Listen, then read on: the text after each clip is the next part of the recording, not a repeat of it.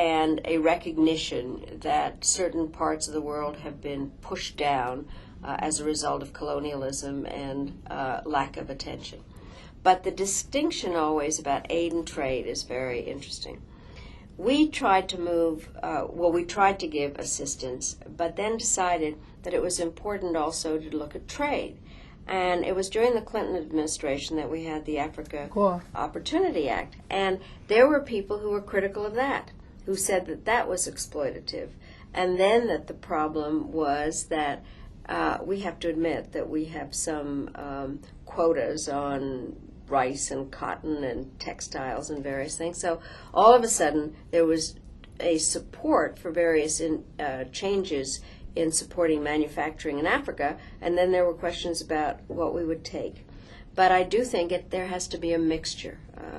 And one of the things that I'm working on now, and at some point when it's done, I really want to come back to you.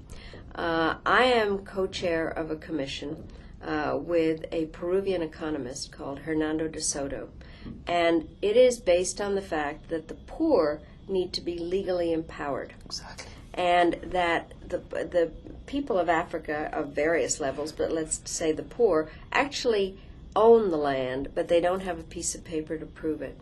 So we went and did a number of fascinating consultations. And as long as I live, I will not forget this. We were in Nairobi and went to the slum there and went to a place called the Toy Market, which has nothing to do with toys. It is what it is called that. And it was filled with people selling in stalls, mud up to my hips, basically.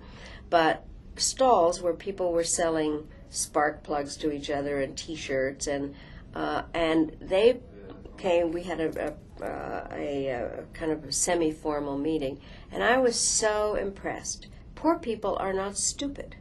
Poor people are entrepreneurial, and Thank you. I mean, that is the part yes. was so amazing. You know, what happened was that, and I will describe this as so incredible. First of all, they did a performance about HIV/AIDS, but mostly what they were explaining to me was that they had set up their own credit system, and they had trust enough to put $1 Kenyan a night into a pot, which is about 10 cents American money. And they then had a system whereby they lent money to each other. They created a credit bank, and they were able to lift themselves up as a result of that. And for them, if there were the legal empowerment, they would own what they had. And what was so interesting, the very smart young men that were doing this, because I was there, all of a sudden there were some public officials, and one of these young men stood up and he said, "I'm very glad that Secretary Albright is here because this is the first time we've seen our member of parliament." You know, so they were entrepreneurial. But the thing, for instance, when I was outside of Abuja, there were X's on the houses. Yes. And these houses were to be demolished because they wanted to move the people to some area which they felt was not useful. These people said to me, "Funmi, we are the slaves of the bureaucracy in Abuja." No. And so the whole question as to whether people can own what they have and feel that they are contributing members of their societies, not objects, but subjects. Of their society.